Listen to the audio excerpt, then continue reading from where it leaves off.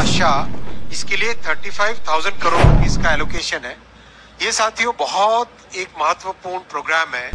সম্মানীয় দর্শক, SS media 365 চ্যানেলে আপনাদের সকলকে স্বাগত। আবারও সারা দেশের চাষিদের জন্য খুশির খবর কেন্দ্র সরকারের পক্ষ থেকে।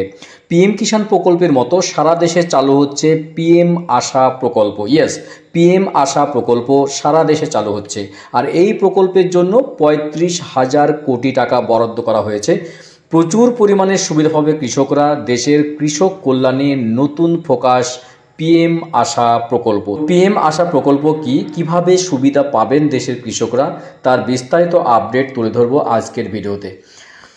তো ভিডিও ভালো লাগলে অবশ্যই চ্যানেলটি সাবস্ক্রাইব করে পাশের ঘন্টাটি বাজিয়ে রাখবেন এই ধরনের লেটেস্ট এবং কারেন্ট আপডেট সবার আগে পাওয়ার জন্য, এবং বেশি বেশি করে লাইক এবং শেয়ার করতে একদম ভুলবেন না। চলুন জেনে নিই চটপট এই প্রকল্প সম্পর্কে এবং লাভ ওঠানোর চেষ্টা করি। বলা হয়েছে যে প্রকল্পে 35,000 কোটি টাকা অনুমোদন, মোদী সরকারের বিরাট লাভ কৃষকদের।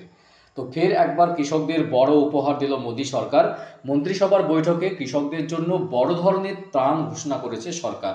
মোদী মন্ত্রিসভা কৃষকদের জন্য প্রধানমন্ত্রী আশা প্রকল্প চালিয়ে যাওয়ার এবং এর যে পরিধি বাড়ানোর যে অনুমোদন সেটা কিন্তু দিয়েছেন, এবং এই প্রকল্পে কৃষকদের আরও একবার বড় উপহার দিল মোদী সরকার। বুধবার মন্ত্রিসভার বৈঠকে কৃষকদের জন্য বড় ধরনের ত্রাণ ঘোষণা করেছেন। এবং পিএম আশা প্রকল্প কি এবং এত বড় যে প্রকল্প ঘোষণা করলেন, যার বরাদ্দ 35,000 কোটি টাকা, যাতে তার জেনে নেব পিএম আশা স্কিম কি। দেখুন, সরকার প্রধানমন্ত্রী আশা যোজনা চালিয়ে যাওয়ার সিদ্ধান্ত নিয়েছে। কৃষকদের ভালো দাম দেওয়া এবং ভোক্তাদের কাছে নিত্য প্রয়োজনীয় পণ্যের দামের অস্থিরতা নিয়ন্ত্রণের লক্ষ্যে সরকার এই অনুমোদন দিয়েছে। এই প্রকল্পের অধীনে ফসলের দাম এমএসপির নিচে নেমে গেলে সরকার কেনাকাটা করে, এবং তো এই প্রকল্পে কৃষকরা লাভবান হবেন। খরচ হবে 35,000 কোটি টাকা।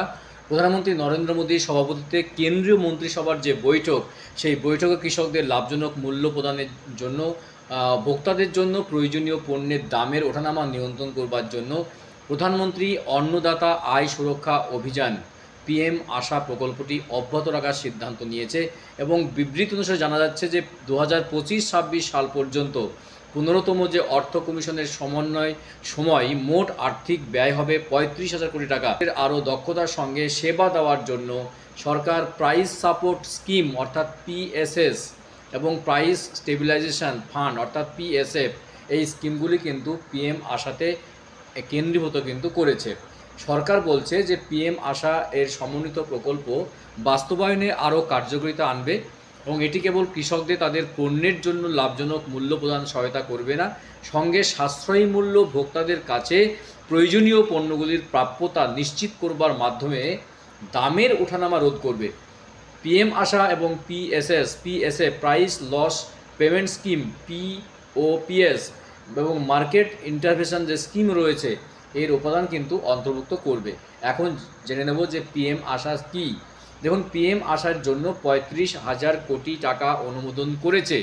এই উপলক্ষে প্রধানমন্ত্রী বলেছেন যে আমাদের কৃষক ভাই ও বোনদের সাশ্রয়ী মূল্যে ক্রমাগত সার সরবরাহ নিশ্চিত করবার জন্য 2024 সালের রবি মরশুমের জন্য পুষ্টিভিত্তিক ভর্তুকির হার অনুমোদিত হয়েছে।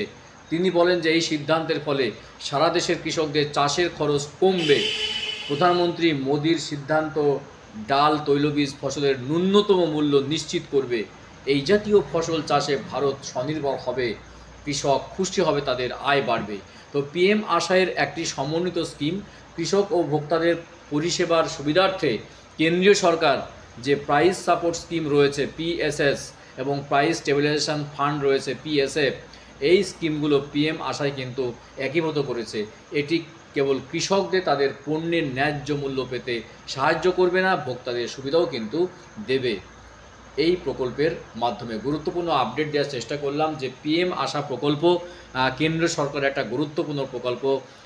পিএম কিষাণের মতো এই প্রকল্পটি কিন্তু কৃষকদের দারুণভাবে সাহায্য করবে, যে প্রকল্পের শিলান্যাস হয়ে গেল। গুরুত্বপূর্ণ আপডেট ছিল, গুরুত্বপূর্ণ ইনফরমেশান ছিল, যার জন্য কিন্তু 35,000 কোটি টাকা বরাদ্দ করা হচ্ছে। ভিডিও ভালো লাগলে অবশ্যই চ্যানেলটি সাবস্ক্রাইব করে পাশের ঘন্টাটি বাজিয়ে রাখবেন এই ধরনের লেটেস্ট এবং কারেন্ট আপডেট সবার আগে পাওয়ার জন্য, এবং বেশি বেশি করে লাইক এবং শেয়ার করতে একদম ভুলবেন না। তো দেখা হচ্ছে নেক্সট ভিডিওতে এই ধরনের গুরুত্বপূর্ণ আপডেট নিয়ে। ভালো থাকবেন, সুস্থ থাকবেন, অসংখ্য অসংখ্য ধন্যবাদ।